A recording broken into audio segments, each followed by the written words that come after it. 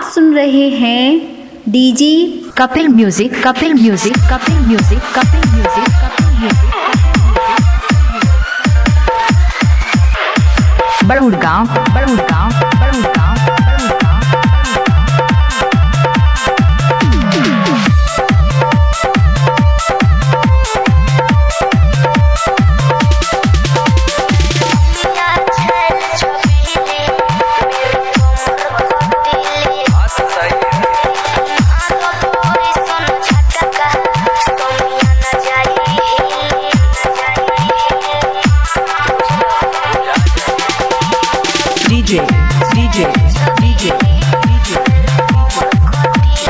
Kapil music, Kapil music, Kapil music, Kapil music, Badurgaon, Badurgaon, Badurgaon, Badurgaon. क्या क्या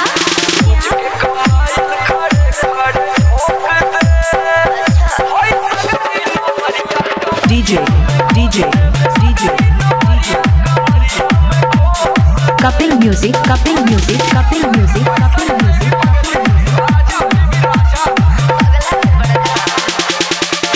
बड़ुड़गांव, Badurgaon, Badurgaon, Badurgaon.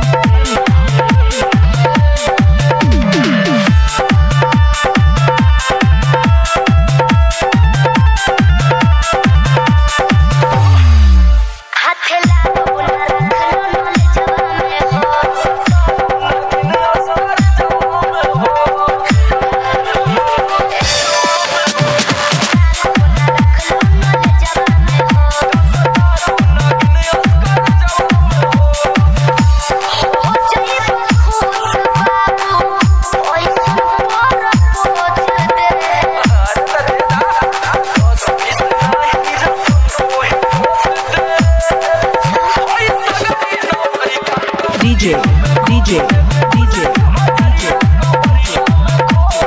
Kapil music, Kapil music, Kapil music, Kapil music. Badurgaon, Badurgaon, Badurgaon, बड़ुड़गांव।